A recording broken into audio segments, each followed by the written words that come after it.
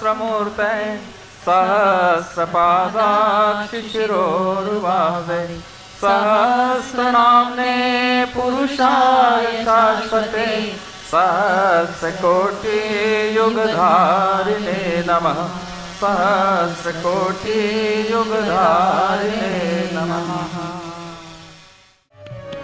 मैं मंच पर आमंत्रित करना चाहता हूँ श्रद्धेय डॉक्टर साहब के स्वागत के लिए डॉक्टर त्रिपाठी जी, मुंबई से गीता शर्मा जी शीघ्रता से आ जाए मंच पर, डॉक्टर अजय उपाध्याय जी, लता किरंगे जी।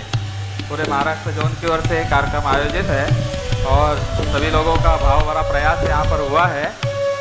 आप लोग मंच पर आए और पुष्पहार के माध्यम से श्रद्धेय डॉक्टर साहब जी का स्वागत करेंगे। एक बार जोरदार तालियों से स्वागत करें। डॉक्टर त्रिपाठी जी मुंबई के सक्रिय कार्यकर्ता है और आपके माध्यम से श्रद्धेय डॉक्टर साहब का स्वागत किया जा रहा है। गीता शर्मा जी मुंबई की सक्रिय कार्यकर्ता है और नारी जागृति के कार्यक्रमों को तेजी देती हुई चली जा रही है। हमारे प्रांतीय संयोजक बंडू मेश्राम जी, जतिन दवे जी भी यहाँ पर आ जाए, जो दिया के माध्यम से संपूर्ण देश के अंदर में एक विशेष कार्यक्रम संपन्न किया जा रहा है। आइए, यहाँ से स्वागत का क्रम संपन्न हुआ। अब मैं श्रद्धेय जीजीएम श्रद्धेय डॉक्टर साहब के चरणों में हमारे बच्चों ने जो भी अपनी बातें कही है उसको रखना चाहूँगी।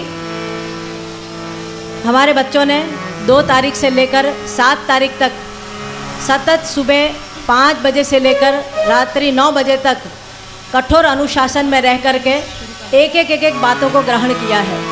यह हमें इस बात से पता चला कि जब कभी हमने बच्चों की क्लास ली, उनके विभिन्न विषय योग, ध्यान, प्राणायाम, नारी जागरण, व्यक्तित्व परिष्कार, जीवन जीने की कला, विचार क्रांति, सत्संकल्प, इंटरनेट एडिक्शन, स्वाध्याय, समायोजन, संगीत, खेल आदि अलग अलग विषय पर जब बताया गया तो उसमें बीच में बच्चों को एक ये भी बात बताई थी कि आपसे जीवन में कभी कोई गलती हो गई हो, आप उसको मन ही मन रख करके अंदर पश्चाताप कर रहे हो और आप किसी को कह नहीं पा रहे हो और आपके मन में एक गिल्ट, एक कॉन्फ्लिक्ट पैदा हो गया है, तो उसको दूर करने के लिए आप लोग अपनी गलती को लिख दीजिएगा। हम श्रद्धेय जीजीएम श्रद्धेय डॉक्टर साहब के चरणों में उसको समर्पित करेंगे। हमारे बहुत सारे बच्चों ने अपने गलतियां जो की थी जीवन की, वो हमको लिख करके दी है और हमने विश्वास दिलवाया था कि जब कभी श्रद्धेय डॉक्टर साहब श्रद्धेय जीजी आएंगे तो उनके चरणों में आप लोगों की ये सब चीज़ों को हम समर्पित कर देंगे और भगवान आप लोगों को उस चीज़ से मुक्त करवाएंगे। ऐसी हम श्रद्धेय डॉक्टर साहब श्रद्धेय जीजी से प्रार्थना करेंगे। बच्चों ने जो अपना प्रायश्चित किया है, अपनी भूल का स्वीकार किया है, उसमें है कि ज़िंदगी में हमने अभी तक बहुत गलती की पर अब सुधरेंगे। जैसे बच्चों ने लिखा है, हमने पैसों की कभी चोरी कर ली थी, ज्ञान घट के डिब्बे से हमने कभी चोरी की थी, माता पिता से छुपा कर कहीं पैसे हमने खर्च कर लिए थे, मम्मी पापा कर क्रोध किया, भाई बहन को गलत साबित किया, हमने जीवन में झूठ बोला, क्रोध किया, चोरी करी और निराशा, हताशा हमारे अंदर जब आ गई थी और यहाँ हम आए तो हमें बहुत सारा मार्गदर्शन मिला। साथ ही गलत संगत में हम फंस गए थे, हमारे जीवन के कदम कहीं गलत दिशा में पहुँच गए थे। तो उसके लिए अब हम संकल्प लेते हैं कि ज़िंदगी में गलत काम कभी नहीं करेंगे और साथ ही उन्होंने क्या करेंगे इसके लिए भी संकल्प लिए हैं। माता पिता का सम्मान करेंगे, उनको कभी नीचा देखना पड़े ऐसा कोई काम हम जिंदगी में नहीं करेंगे। सुबह उठ करके मम्मी पापा का चरण स्पर्श करेंगे, प्रणाम करेंगे। सेवा का व्रत जीवन में हमेशा धारण करके रखेंगे। अपनी मम्मी को अभी तक हम काम में इतना ज़्यादा योगदान नहीं कर पा रहे थे, पर अब मम्मी के हर कार्यों में हम हाथ बटाएंगे। मिशन के कार्य जहाँ कहीं होंगे, जब कभी हमको बुलाया जाएगा, हम अपना समय देने के लिए तत्पर हैं।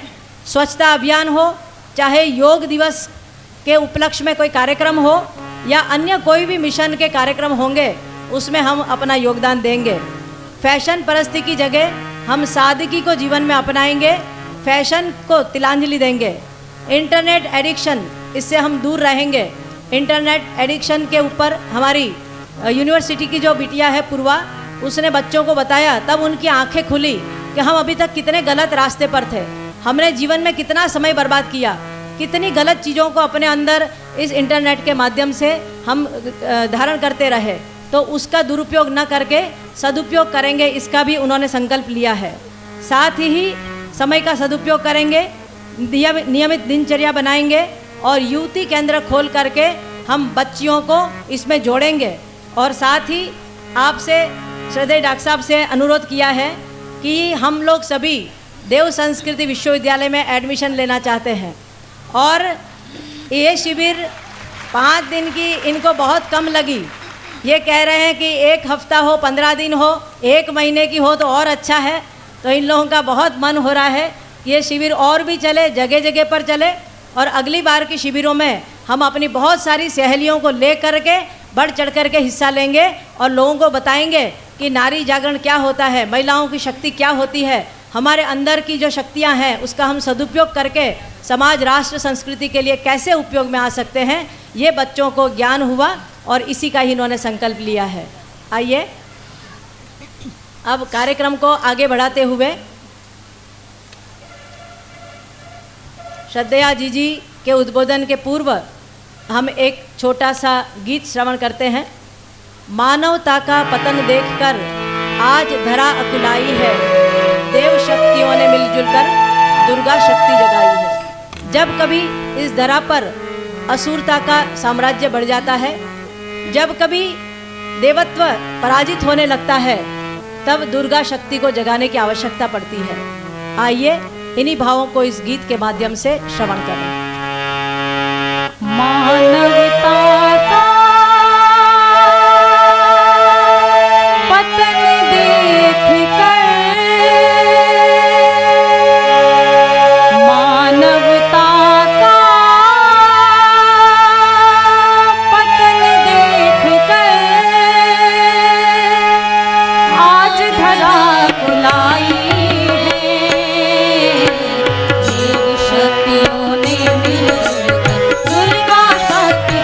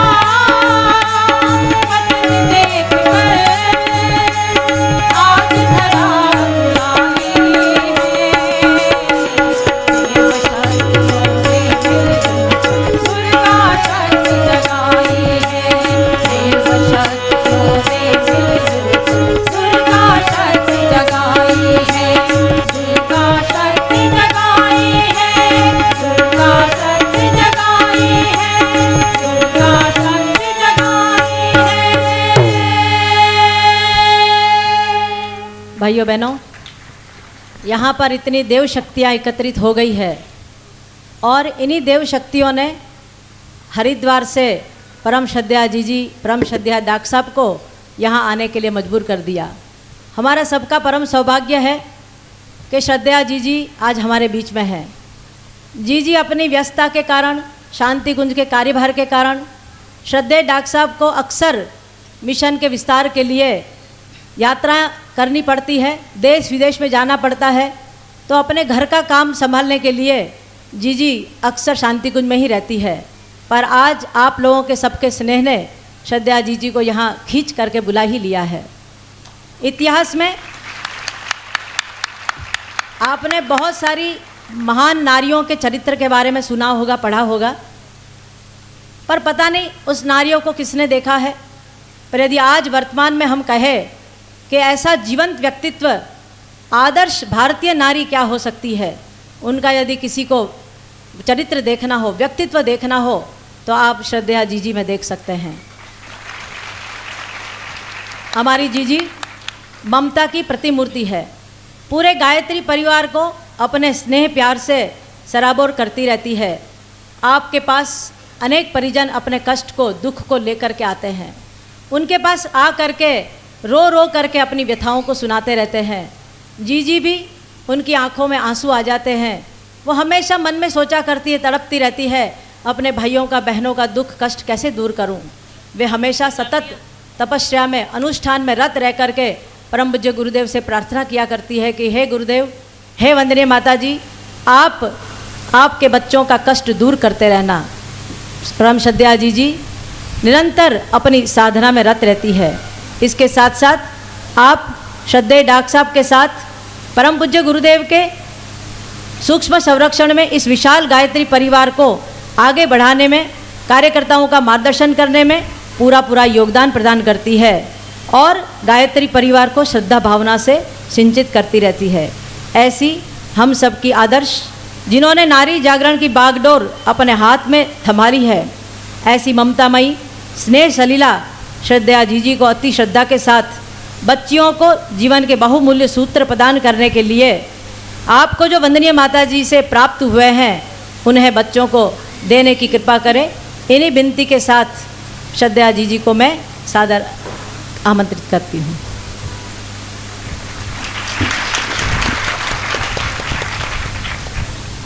गायत्री मंत्र हमारे साथ साथ। ओम भूर्भुवः स्वाहा तत्सवितुर्वरेण्यं भर्गो देवस्य धीमहि धियो यो नः प्रचोदयात्।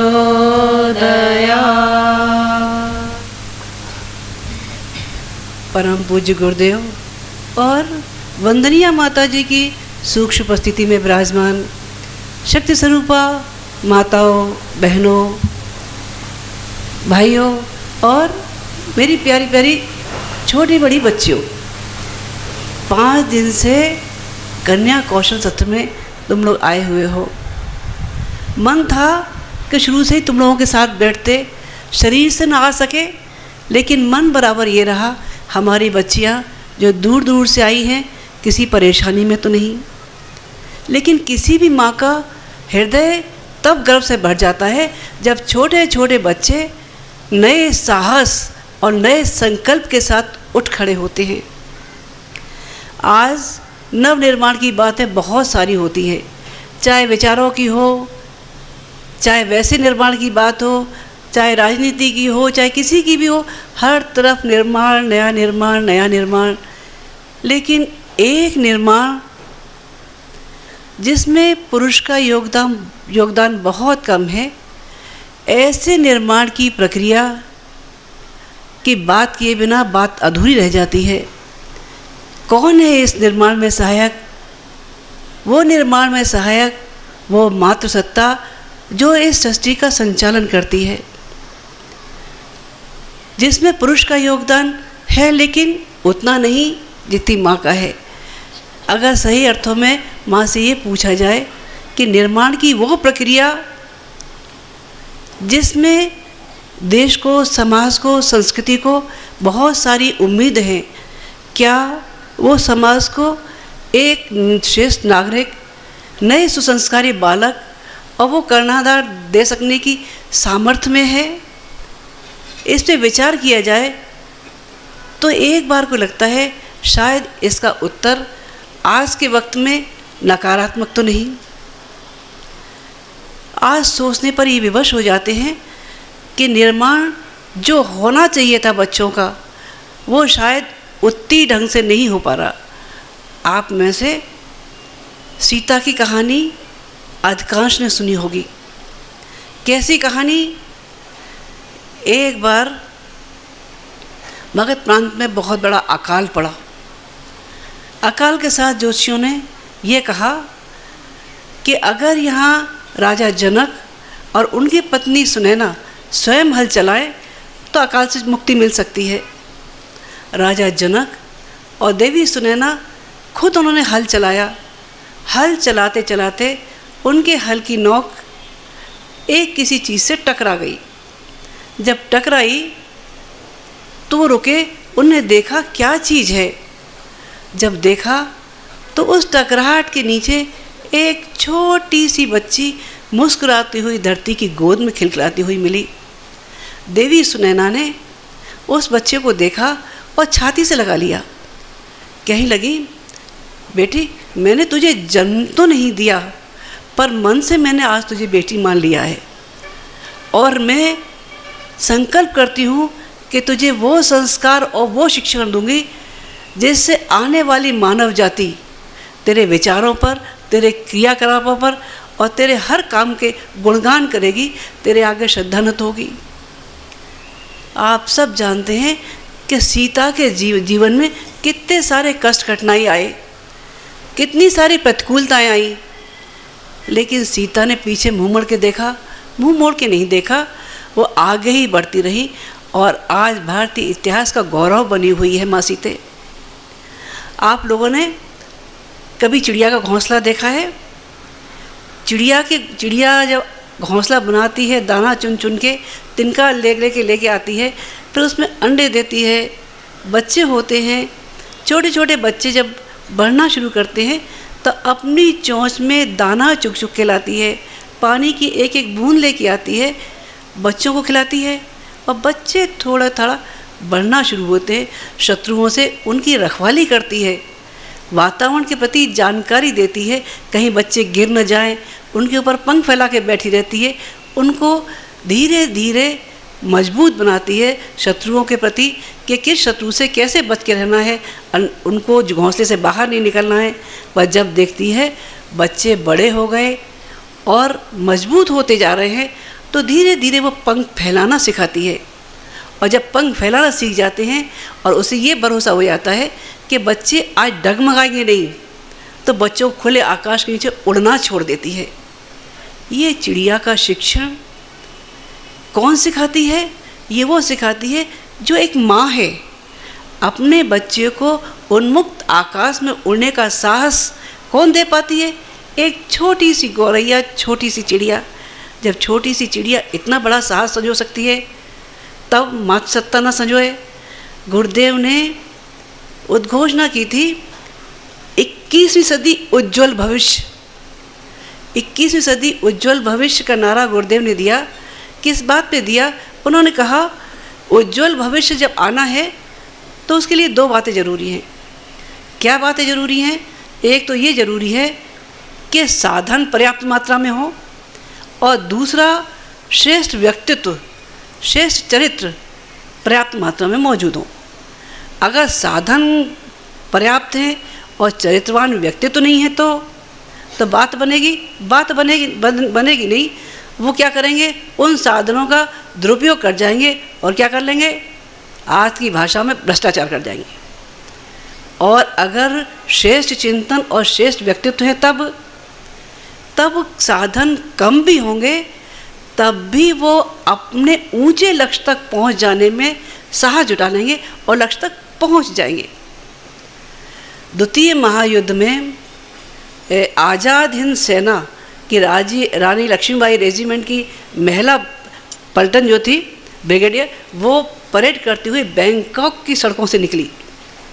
जब परेड करती हुई महिलाओं की टोली वहाँ से निकली तो वहाँ के रहने वाले लोगों ने एक स्वर में ये कह दिया, जिस राष्ट्र की नारी शक्ति जाग गई है वो उस राष्ट्र को कोई पराधीन कर नहीं सकता। और इतिहास साक्षी है, उसके कुछ साल बाद ही भारत आज़ाद हो गया। इस संसार में जब कभी भी महत्वपूर्ण काम संभव हुए हैं, उसके पीछे प्रत्यक्ष या अप्रत्यक्ष रूप से मातृसत्ता ही काम करती रही है। मातृसत्ता को लोग क्या करते हैं, दो भागों में विभाजित कर देते हैं, नर अलग है, नारी अलग है। नर और नारी वस्तुतः एक दूसरे के पूरक हैं, नहीं प्रतिद्वंदी है, नहीं अलग है। नारी अगर सृष्टा है तो नर उसकी सृष्टि है, नारी कलाकार है तो पुरुष उसकी कलाकृति है। और जब भी पुरुष ने अनीति, अत्याचार, असुरता के आगे अपना सिर झुकाया, अपने आप को असहाय महसूस किया, उस समय मातृसत्ता ही दुर्गा के रूप में खड़ी होकर उसके विजय का कारण बनी है। मातृसत्ता जब भी उठ खड़ी हुई है, इस मानवता के पतन को रोकने के लिए हर वक्त उसके प्रयास चले हैं। इस संसार की जितनी भी रूपरेखा है, आप लक्ष्मी के रूप में देखें तो लक्ष्मी की तुलना में और कोई देवता नजर आते हैं, धनपति कुबेर बहुत बौने से लगते हैं। और विद्या की देवी सरस्वती की तुलना में कोई देवता है, कोई देवता नहीं है। और देवी दुर्गा तो अकेली ही सारे देवताओं के बराबर अकेली दिखती हैं। और आप कहते हैं तो ये तो पौराणिक चीज़ें, पौराणिक चीज़ें नहीं, अगर वर्तमान पक्ष में भी देखा जाए, अगर राम साथ नहीं है तब भी सीता के बच्चे राम से कम नहीं हो सकते, राम के अश्वमेध का घोड़ा रोकने के समर्थ हो सकते हैं। दुष्यंत भूल भी जाए अपनी शकुंतला को, तब भी शकुंतला अपने बच्चे को जंगल में जन्म देकर वो संस्कार दे सकती है ताकि उसका बालक चक्रवर्ती सम्राट बन के खड़ा हो जाए। सावित्री अपने पति को, सत्यवान को यमराज से छुड़ा कर ला सकती है।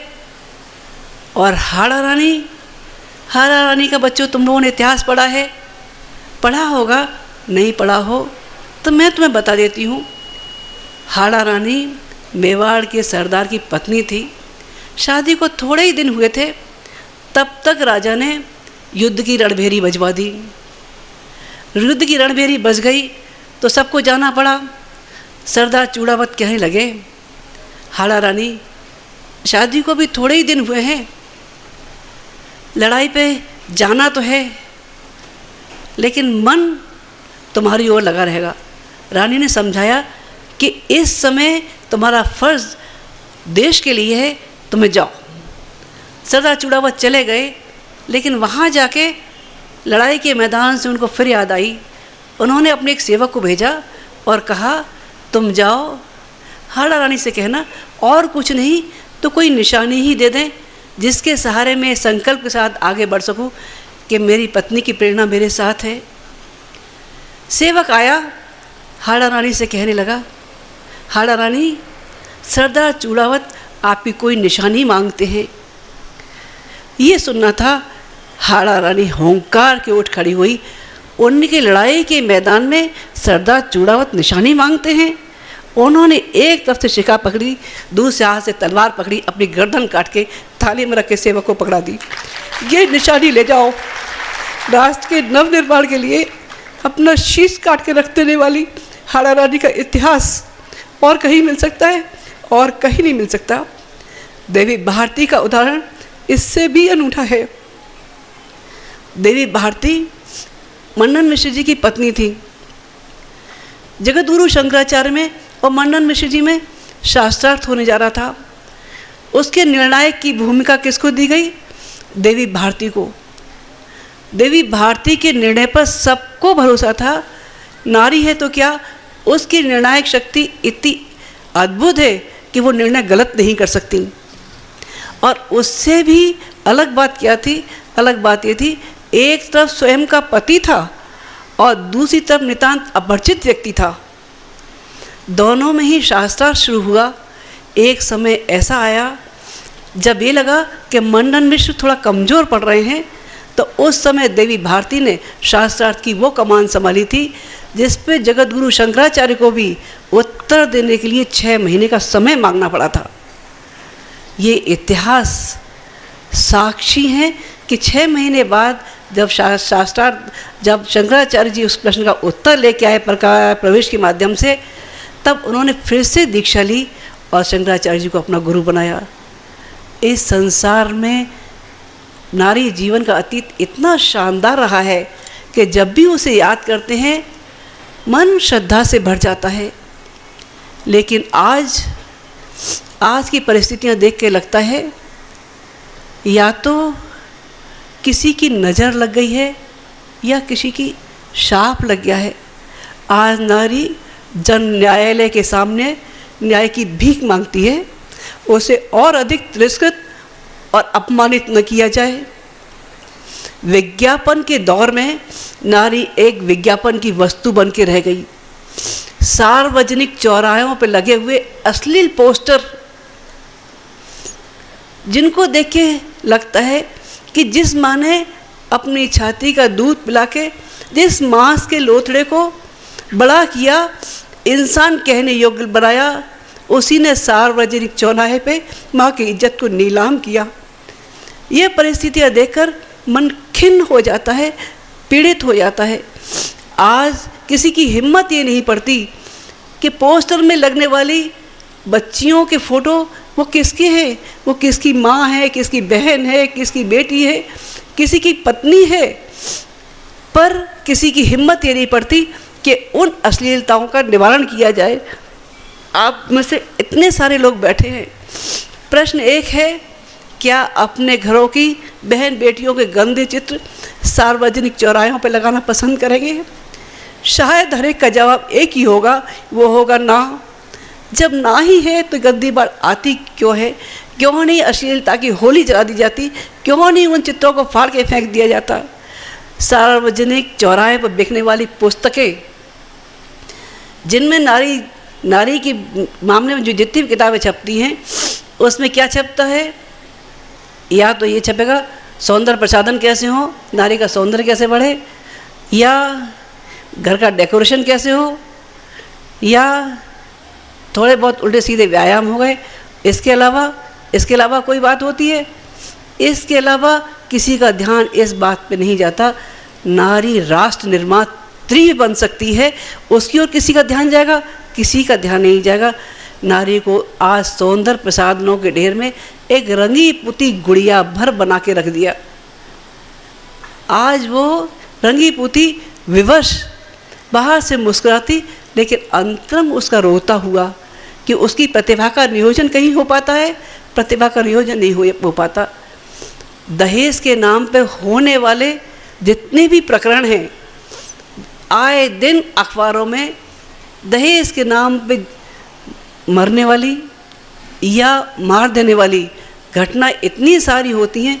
अकेले दिल्ली शहर में ही प्रतिदिन की घटनाएं 2000 से ज़्यादा की होती हैं। अब तो लोगों की आदत ये हो गई कि पेज पलटेंगे, दुर्घटना देखेंगे, पढ़ा और पेज पलट के छोड़ देंगे। कहीं असर होता है, कहीं असर नहीं होता। किसी के मन में ये नहीं आता जो लड़की मरी है, अगर उस लड़की में छवि अगर हमारी लड़की की होती तब भी क्या हम केवल पेज पलट कर रख देते? पेज पलट कर नहीं रख सकते थे। दहेज के बोझ तले मरने वाली हमारी बच्चियों में कितना स्थान पुरुष का होता है कह नहीं सकती, वो हमारी संवेदनाओं को नहीं समझ सकते तो क्षमा किए जा सकते हैं। लेकिन नारी ही नारी का दर्द न समझे तो इससे ज़्यादा पीड़ा की बात और क्या हो सकती है? सामान कम लाने पर सबसे ज़्यादा ताना कौन कौन देगा? सास देंगी, ननद देंगी, और जिन लोगों को अपने ही वर्ग का समर्थन करना चाहिए था वो उसके समर्थन में नहीं, उसके पैर खींचने में पीछे पड़ जाते हैं। दहेज के मामले में जितना पैसा खर्च किया जाता है, आज ब्याह शादी के मौसम में अगर भारत में होने वाली शादियों में अगर प्रतिदिन जो शादियों में खर्च होते हैं पे 10-20 हज़ार से लेकर लाखों करोड़ों तक खर्चे हो जाते हैं, अगर इन खर्चों का अगर अनुमान ही कर लिया जाए, प्रतिवर्ष अगर 50,000 शादियां भी होती हों तो 50,000 करोड़ से ज़्यादा की लागत राशि केवल अपव्यय में खर्च हो जाती है। किसमें? किसी लाइटिंग में खर्च हो जाएगी या तमाम दुनिया भर के खानों की इतनी सारी लिस्ट हो जाएगी। आदमी का पेट वही 6 इंची का है, कितना खाएगा? पेट है, कोई कूड़ेदान तो है नहीं जिसमें जितना सारा डाल दो, वो सिवाय बर्बादी के कहीं नहीं जाता। अगर इस पैसे को रोक दिया जाए, तब इस पैसे की बचत करके अगर उद्योग लगा दिए जाए, तब तो हमारे बेरोजगारी से जूझते हुए बालकों के लिए एक रोजगार का साधन बन सकता है, अगर थोड़ी सी भी समझदारी से काम लें। पारिवारिक अशांति के दौर में आज घरों में शांति का वातावरण खत्म हुआ जा रहा है। पुरुष घर के बाहर जाता है, वो दिन भर ऑफिस की चिक चिक, बॉस की लड़ाई झगड़े तमाम दुनिया भर के सुनता है, पर चिंता ही रहती है घर में मेरी पत्नी अकेली है, पता नहीं बैठी ठाली क्या कर रही होगी। और घर में पत्नी है, वो सोचती मैं तो दिन भर बच्चों में सिर खपा रही हूँ, घर का राशन ला रही हूँ, माँ बाप को देख रही हूँ, ये तो दिन भर घर के बाहर घूम रहे हैं, कोई मस्ती है कोई नहीं।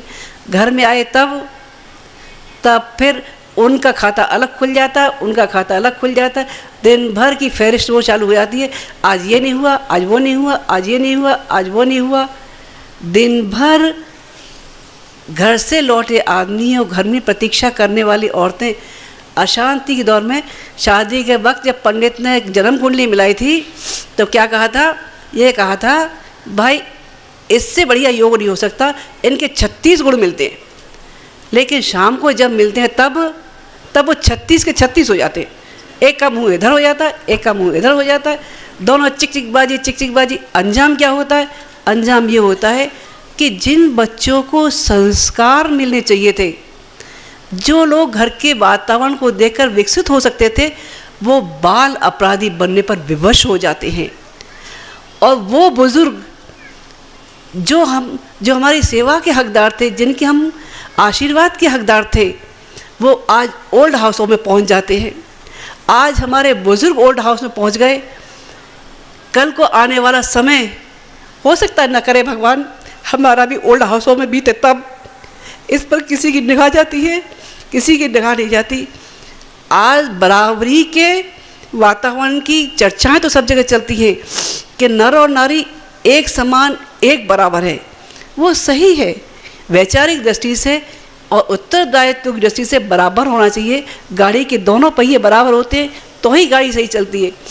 लेकिन इसका मतलब ये नहीं कि हम एक दूसरे के प्रतिद्वंदी बन जाएं।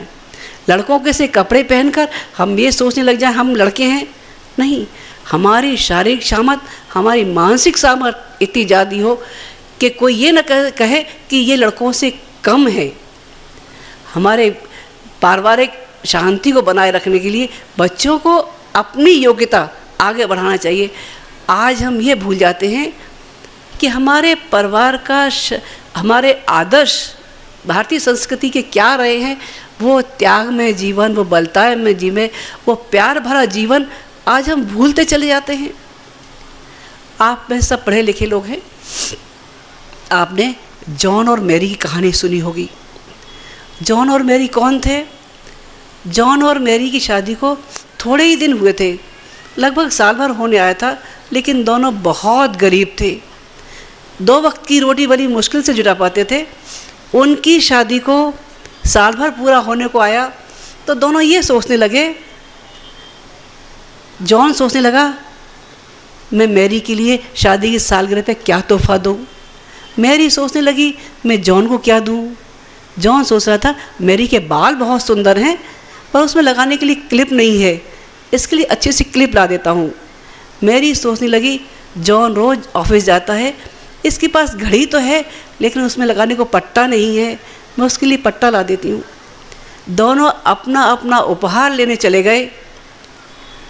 जब अपना उपहार लेने पहुँचे, मैरी के पास पैसे नहीं थे पैसे लेने के लिए मैरी ने अपने सुंदर बाल कटा दिए।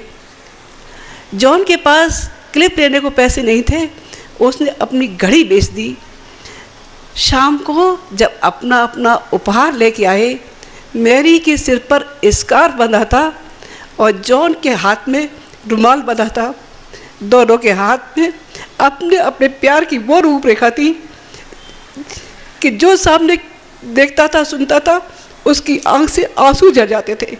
ये प्यार आज हमारे समाज में, हमारी संस्कृति से भूला हुआ चला जा रहा है। महाकवि माघ संस्कृत के बहुत बड़े विद्वान हुए हैं। उनके बारे में ये प्रसिद्ध था कि वो किसी को ना नहीं कह पाते थे। भले ही सरकारी अनुदान उनको मिलता था, लेकिन वो सब दे दिया करते थे। एक दिन शाम को जब देर रात हो गई, लिखते लिखते लिख के जब उठने लगे, तभी एक सज्जन आए, कहने लगे, महाकवि, मेरी बेटी की शादी है और मेरे हाथ में कुछ नहीं है। महाकवि बोले, अच्छा भाई तुम रुको, मैं देखता हूँ। अंदर गए, अंदर उन्हें कुछ नहीं मिला। सब बक्से खोल लिए, किसी के अंदर कुछ नहीं। उन्होंने देखा उनकी पत्नी सोई हुई है, उनके हाथ में सोने के कंगन हैं। उन्होंने चुपचाप एक कंगन उतारा पत्नी के हाथ से और आए और बाहर आके उस सज्जन के हाथ में रख दिए कि भाई बेटी के कन्यादान में इस कंगन को लगा देना, इसके अलावा मेरे पास कुछ नहीं है। पीछे पीछे पत्नी उनकी चली आई और कहने लगी, बेटी के ब्याह में कन्यादान क्या पिता अकेला ही लेगा, माँ को हक नहीं है। यह कहकर उन्होंने दूसरा कंगन भी उतारा और वो भी दे दिया। ये परंपराएं हमारे भारत की, हमारी संस्कृति की शानदार परंपरा नहीं है, जिनको आज हम भूले जाते हैं। गुरुदेव ने नारा दिया था, 21वीं सदी नारी सदी। गुरुदेव ने उद्घोष किया, माताजी ने उसको आंदोलन दिया। जिस समय माताजी आगरा से आंवलखेड़ा आई, माताजी आगरा शहर की थी और गुरुदेव आंवलखेड़ा गांव के थे। जनरली एक मान्यता बन जाती है कि गांव की लड़की अगर शहर आती है तो कुछ सीख जाती है, कुछ बन जाती है, लेकिन अगर शहर की लड़की को गांव जाना पड़े तब तो वो तो गड़बड़ाई जाती है। सब कहते हैं इसकी तो किस्मत ही खराब है। लेकिन माताजी आंवलखेड़ा गांव पहुंची, गुरुदेव का क्रांतिकारी स्पर्श पाकर वो निहाल हो गई। ये समय वो था जिस समय नारी घूंघट के अंदर थी। माताजी ने घूंघट तो उतारा, लेकिन अपने सर पे से अपने बुजुर्गों के सम्मान का पहलू हमेशा धारण किए रही। ये समय वो था जब नारी जीवन के अतिवाद के दो रूप सामने थे। एक अतिवाद वो था जिसमें एक तरफ अशिक्षा थी, अंधविश्वास था, कुरीतियाँ थी, तो दूसरी तरफ पढ़ी लिखी थी, रंगी पुती थी। दोनों ही स्थितियों में लाचार और बेबस। आज शिक्षा का इतना प्रचार हो जाने के बाद भी मेरे ख्याल से 65% से ज़्यादा अभी ऊंचा नहीं हो पाया है। कुछ प्रांत तो अभी भी नीचे गिरे हुए हैं। तब तो शिक्षा और भी कम थी। ऐसी स्थिति में जब नारी को कहीं दुर्भाग्य का सामना करना पड़ जाए तब तो बेगाने अपने भी उसको धक्का मारने में कसर नहीं छोड़ते। जो भी कुछ उसके पास होता है उसकी जमा पूंजी को हत्याने की कोशिश करते हैं। घूंघट के आड़ में बदलती हुई नारियों को देखा। अशिक्षा के दौर में अंगूठे लगवाते हुए उन कागजों पे देखा जिनके अंदर वो बेबस थी। माताजी ने बीच का रास्ता चुना। इन दोनों ही अतिवाद के दो छोरों पर वो स्वरूप था जिसमें एक तरफ पढ़ी लिखी, सुसंस्कारी और शालीन महिला जो आगे बढ़ चढ़ के भारत के भविष्य का निर्धारण कर ले। आज प्रसन्नता होती है इस संकल्प के साथ कि हमारी नई बच्चियां भी उभर के आ रही हैं। नारी जागरण का इतना बड़ा स्वरूप जो देख रहे हो उसी आंदोलन की रूपरेखा है जो माताजी ने लगाई थी। आज फिर से वक्त है, नया वक्त बच्चों बुला रहा है तुम्हें। क्या कहता है? अरे जीजाबाई फिर से उठो, नए शिवा को तैयार करो। हे कुंती फिर से उठो, अनीति के विरुद्ध उठ खड़ने वाले पांडवों को जन्म दो। हे पन्ना फिर से उठो, राज धर्म मर्यादा के लिए अपने पुत्र को जान पर लगा दो। हे हाड़ा रानी, तुम फिर से उठो, जो पति अगर दिग्भ्रांत होता हो तो अपना शीश काट के रख दो। हे सुप्रिया, तुम फिर से उठो, अकाल से पीड़ित होने वाले जन जन को, भूखे प्यासे लोगों को देखकर जिसका मन तड़प जाता हो, और वो उन लोगों तक पहुंच गई जिनके अंदर पैसा था, भावनाएं थी, उनसे पैसा ला ला के उन्हें गरीबों में बंटवा दिया। फिर से उस सुप्रिया की ज़रूरत है। बच्चों, तुम इतने दिन से यहाँ थे, आज विदाई की बेला है। न तुम इस जगह को भूल पाओगे, न हम भूल पाएंगे।